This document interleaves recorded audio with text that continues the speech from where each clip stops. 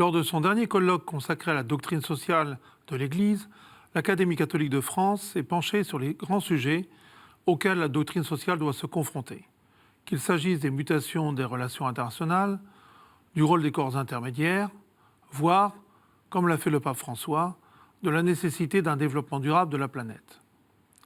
Le défi auquel est confrontée la doctrine sociale catholique est d'abord celui de son contenu. Celui-ci évolue en fonction des préoccupations spécifiques du magistère. Par exemple, Benoît XVI l'aborde dans la seconde partie de Caritas in Veritate, ou de l'actualité, Laudato Si du pape François, pour insérer le catholicisme dans le débat mondial sur l'avenir écologique de la planète. Mais il porte aussi sur deux dimensions liées, d'une part à sa place dans le débat des idées, d'autre part à la concurrence d'une autre approche plus individualiste, centrée sur l'éthique plus que sur la doctrine. La place de l'enseignement social catholique dans le débat des idées est liée au destin des idéologies contre lesquelles il s'est bâti. On sait comment la montée de l'idéologie libérale a entraîné, au XIXe siècle, la réaction pontificale contre ce qu'il a appelé la pensée moderne, qui s'est prolongée au XXe siècle en avertissements répétés contre les excès du capitalisme libéral. Mais c'est surtout contre les idéologies socialistes et notamment marxistes que la doctrine sociale est née, pour aborder la question ouvrière qui est devenue ensuite la question sociale. Enfin, le surgissement des systèmes totalitaires fascistes et communistes a conduit le magistère à condamner fermement ces idéologies.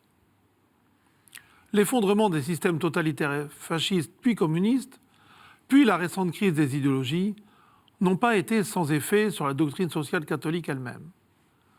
Les courants d'inspiration socialiste ne pèsent plus guère ni dans le débat intellectuel, ni dans les formes d'organisation politique et sociale aujourd'hui.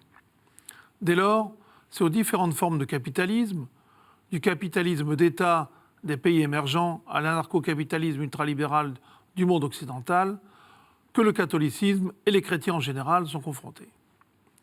La difficulté principale tient au fait que la doctrine sociale, à son apogée, a nourri les mouvements confessionnels, comme l'Action catholique, sociaux comme les syndicats, et politiques, comme la démocratie chrétienne, qui aujourd'hui sont en grande partie en déclin, ont disparu, ou souvent se sont tournés vers d'autres écoles de pensée, socialistes ou libérales conservatrices. Par ailleurs, la doctrine sociale, destinée à évangéliser des milieux sociaux, s'est souvent faite pénétrer par l'idéologie dominante de ces milieux, ce qui a précipité sa crise, notamment dans les partis et les syndicats. Il faut ajouter que la mondialisation de l'Église, le développement de puissantes églises locales en dehors de l'Europe, aux prises avec des problèmes économiques, sociaux, politiques spécifiques, a conduit ces églises locales à développer leurs propres réflexions, dont le lien avec la matrice magistérielle est devenu difficile à construire. La régionalisation de la doctrine sociale, voulue explicitement par Paul VI, quitte à faire de la doctrine sociale romaine la résultante, le plus petit dénominateur commun de tous. Faute de contradicteurs bien identifiés, faute aussi de relais sociaux et institutionnels forts, qui soient issus de la matrice catholique, la doctrine sociale doit donc non seulement se renouveler et s'articuler, mais trouver de nouvelles formes de dialogue avec une société souvent déchristianisée ou ayant perdu ses repères chrétiens traditionnels. Le second défi auquel la doctrine sociale catholique est aujourd'hui confrontée est la concurrence d'autres formes de présence sociale chrétienne. La première a ses origines dans le protestantisme. Elle privilégie la démarche éthique et s'adresse plutôt à l'individu plutôt qu'au collectif. Il s'agit de proposer un changement des comportements à partir d'une éthique individuelle respectueuse des valeurs évangéliques. C'est ainsi que s'est développée une éthique de la décision qui s'adresse aux élites, aux décideurs, qui s'est articulée en éthique chrétienne de la finance, de la médecine, de la politique, etc. Très ancrée dans l'éthique weberienne de la responsabilité, cette approche permet d'éviter de passer par des relais organisationnels, qu'ils soient confessionnels, syndicaux, politiques ou associatifs, aujourd'hui en crise, mais elle court le risque de favoriser une démarche purement individualiste que la doctrine sociale voulait justement combattre.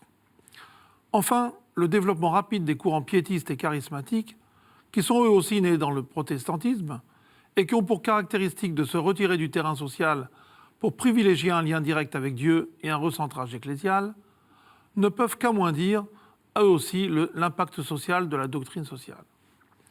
Quelle que soit la qualité de son actualisation, notamment dans les milieux populaires.